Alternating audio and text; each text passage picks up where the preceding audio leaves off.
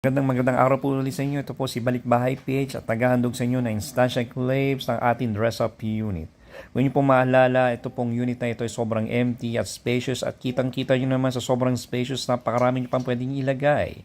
Napakaganda ng table na ating inilagay dito sa ating living room. May TV na rin sa gilid at ang napakagandang pintuan. At kung niyo pong maalala, ang ating storage room ay napakaganda rin. Dati pong kwarto ni Harry Potter, ngayon po ay pwede na niyo pong higaan. Kung niyo pong maalala, ang toilet na ito is napaka-empty. Ngayon ay mukha na po pang hotel. Meron pa pong halaman dyan para kanya plantito at plantita.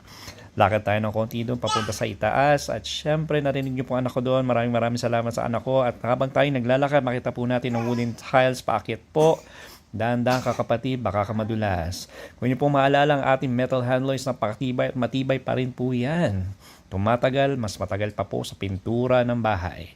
Kung niyo po maalala, ito pong bintanang ito is napakalaki at sobrang liwanag na parang makikita niyo si Kristo. Nilagyan po natin ng kurtina muna dahil hindi pa po natin time para makita si Kristo. Lingon tayo sa kabila at makita natin ang kwarto ni Gian. Hindi ko po siya anak pero yung po nilagay nilang pangalan at napakaganda po ng kanilang pagkakalagay.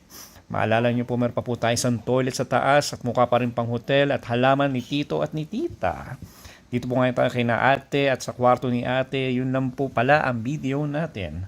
Sa mga gusto pa pong mag-avail, meron pa po yung 2 units na natitira at 2.7 na lang po ito para po sa inyo lahat, mga kabayan, mga ka-OFW.